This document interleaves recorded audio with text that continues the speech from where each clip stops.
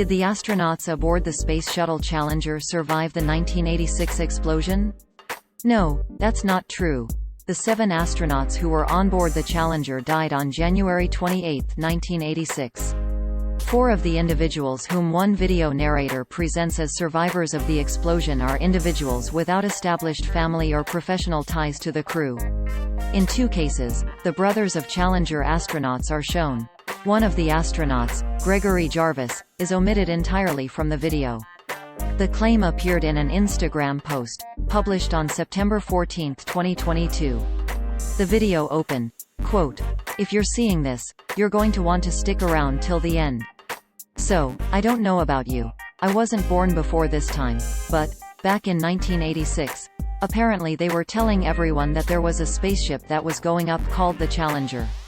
End quote. The Instagram post looked like this at the time of writing. Source: Instagram screenshot taken on Thursday, September 15, 15 hours 24 minutes and 53 seconds 2022 UTC. The Instagram video explains that the Challenger was a space shuttle that exploded only 73 seconds after liftoff on the morning of January 28, 1986. There were 7 astronauts on board: Gregory Jarvis, S. Krista McAuliffe, Ronald E. McNair, Ellison S. Onizuka, Judith A. Resnick, Francis R. Scobie and Michael J. Smith.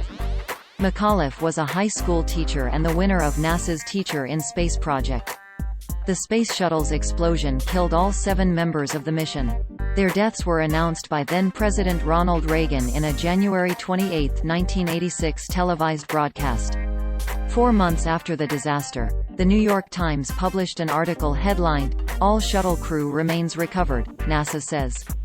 The article stated that officials overseeing the recovery process refused to discuss the recovery of the crew compartment or the remains of the crew, saying that they were doing it out of deference, or respect, for the families of the deceased.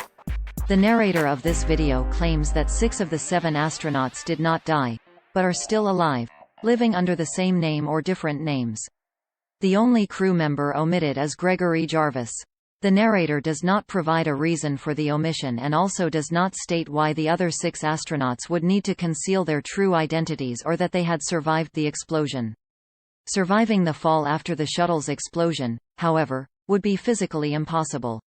The 14-member commission of experts who investigated the accident and its causes reported that the shuttle had exploded at 46,000 feet.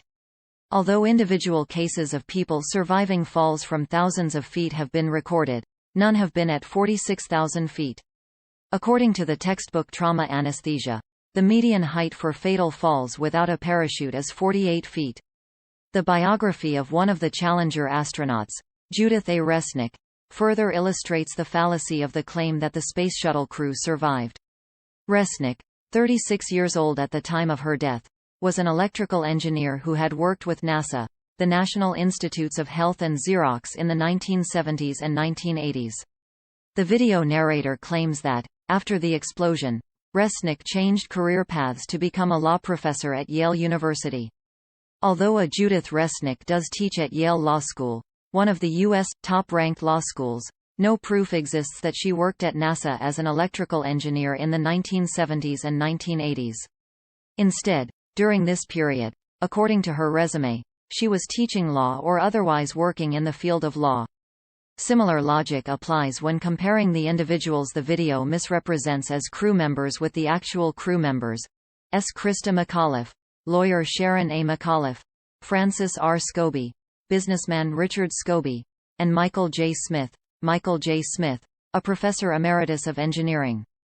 The narrator claims that 2 of the crew members, Ronald McNair and Ellison Onizuka, changed their names. In reality, the individuals featured in the video are brothers of the deceased. Below is a picture of Ronald McNair and his brother Carl McNair. While the 2 men bear a family resemblance, Carl McNair has a gap between his 2 front teeth that Ronald McNair did not have. During a February 1986 memorial for Ronald McNair, an astrophysicist, the Associated Press quoted his brother, Carl McNair, who attended the ceremony. Source: Snopes screenshot taken on Friday, September 16, 14 hours 48 minutes and 6 seconds 2022 UTC. Similarly, Claude Onizuka, the brother of Ellison Onizuka, gave an interview in 2012 about his late brother and the launch of Onizuka Science Day in their home state of Hawaii in Ellison Onizuka's honor. Snopes and PolitiFact also have fact-checked claims about the alleged survival of the Challenger astronauts. Additional lead stories fact checks of conspiracy theories about astronauts can be found here and here.